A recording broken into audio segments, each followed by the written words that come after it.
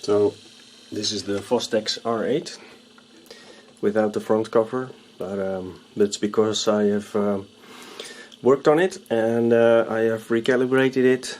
I took out all the cards, I recapped them, and I recapped the board itself, and I also worked on the capstan. This wheel here that's rotating is the wheel that drives the capstan, and that was made of plastic, and it was brittle and it didn't fit the shaft anymore. So I ordered a metal one, and this works really well, and the tape speed is now very consistent. It's a nice little machine and it has a very good quality. And let me turn down the volume a bit, so YouTube will not like that. So as I said, I worked on it quite a bit, and as you see, it's 8 tracks on a standard 1/4 inch tape, and yeah, that's remarkable that it has this audio quality.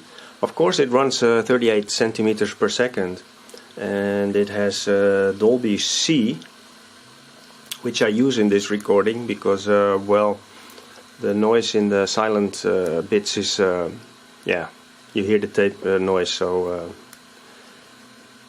it really works well, the Dolby C.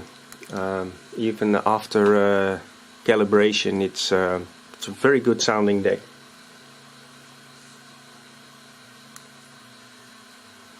I also changed the belt, and it has a lot of nice functions as well, like zero locate and then autoplay. So it will automatically start playing after you after it return to zero. Yep, here we go again.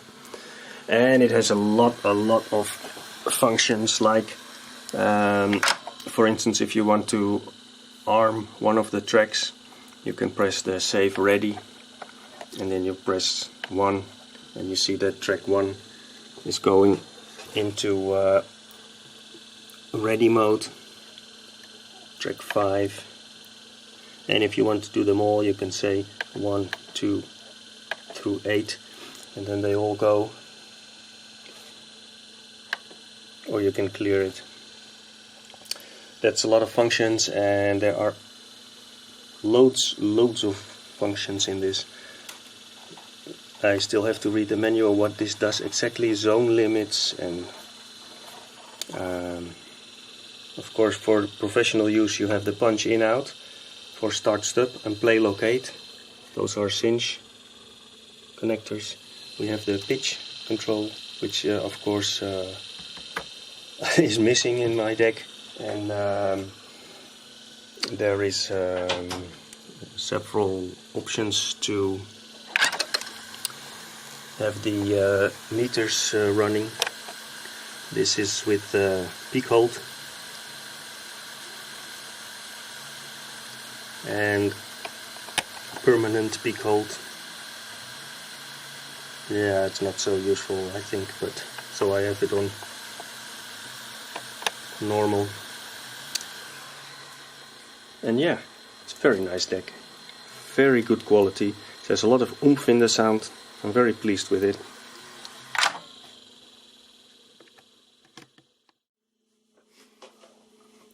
Okay, so one of the features of this deck is of course that the front panel is detachable and it functions as a remote. So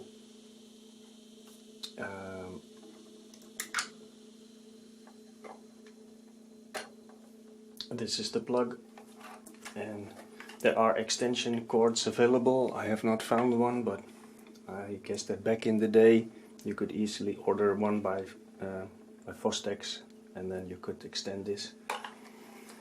But the great thing is you can operate the deck even without that front panel, because you have here 4 buttons that you can operate the deck with. This is the stop button. The stop button, I have not mentioned it yet on this deck, that preloads the pinch roller.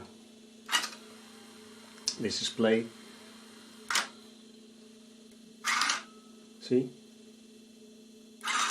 It just preloads, so it makes a faster start. And this is the rewind and the fast forward. So basic operation is possible on this deck when the front panel is not connected. One thing I mentioned was the cards. 8 channels, 8 cards, 1 per channel.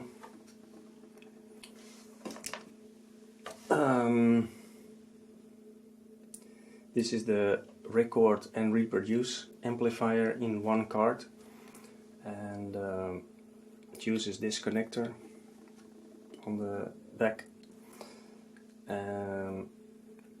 I have recapped the card and it sounds wonderful now. In case you're wondering, this is the Dolby chip made by Sony. Here you have the controls for calibration and adjusting. I have made a document for myself, but I also put it online. I put the link in the description. This is a PDF that I made with easy that you can easily see where all the pots are. And I have also, in that same document, I made a quick overview of the calibration procedure and other useful stuff, like where all the caps are on the board. So when you are soldering, you can use this diagram to easily place the capacitors. As I said, the document is all on my website, and the link is down below. When I first attempted to remove these boards, they were very difficult to remove, but in the end I managed to get them all out. And you cannot see it, but there's a backplane. There's also lots of capacitors. I removed and replaced them as well. And let's see. This is the don't know if it is visible.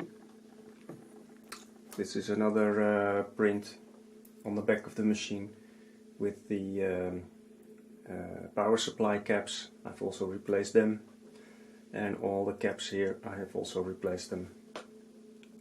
Oh, one thing to notice, there is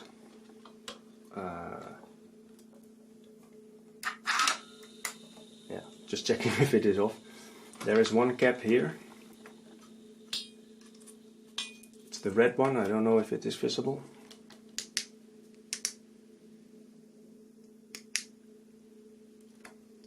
It's that red one. I installed it the wrong way, and it appears that the indication on the printed circuit board for the plus and minus is wrong. So after I followed the schematics, and I noticed that it was wrong, I installed it the other way around, and now it's okay. So it's now up and running again, and it sounds really great. Okay, so I'm going to play some music now. I hope YouTube won't mind, and otherwise this section will be muted afterwards, but we will see.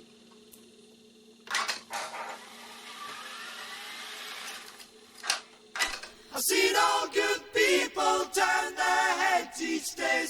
Oh, and the audio is dubbed directly into the video.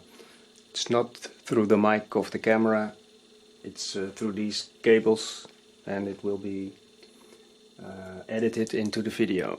Satisfied, I'm on my way.